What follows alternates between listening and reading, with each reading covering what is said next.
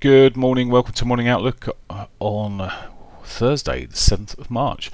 So, looking at the euro dollar, and well, today we've got the ECB meeting, so press conference at 1:30, 12:45 the meeting concludes, and then the ECB press conference for Draghi at 1:30. So, that's the main focus for today, really, for most of these markets, and it will be interesting to see what if they can put anything positive on this current situation, or whether we'll see a bit more dovishness. But for now, the euro, well, yesterday ended up at a doji, closed open the same sort of price action, very little movement in real terms. We had this spike down here a little after news came out,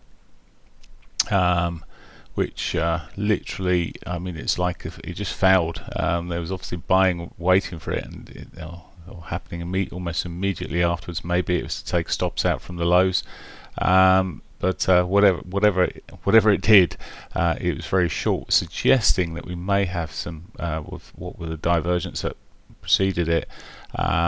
We may have some further upside. We'll see. I'm keeping an open mind and keeping away from it probably this morning. See what happens this afternoon. Moving on to the pound. Well, the pound yesterday, it managed to sort of put in a bit of a bottom-looking sort of price action. Maybe previous day it was sort of made the lows, and then yesterday just wasn't going to push down as low as the previous day there, and holding on.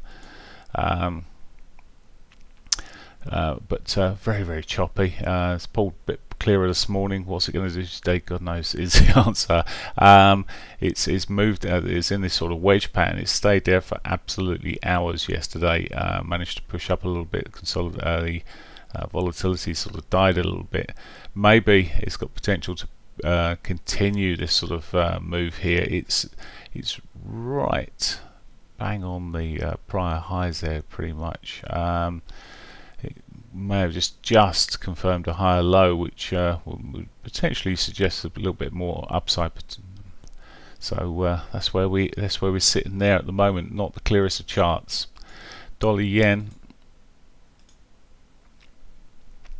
Dollar yen did pretty much what it's done the last few days, and not a lot really is the answer there. It has got some intraday movement. It's not particularly big, like 20 pip movements often at the most. At the moment it looks like, well, it's continuing to push up there. It's been in this consolidation holding sort of pattern.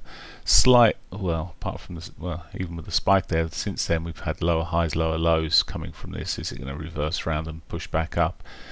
I still remain sort of bearish on the yen itself, so a further upside is potential, certainly has potential here. That's dollar yen, Aussie dollar. So Aussie dollar, well, it's been selling off,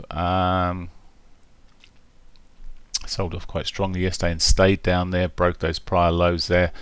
Fundamentally, it's still weak, and expanding wedge sort of there at the moment. It's not looking pretty at all.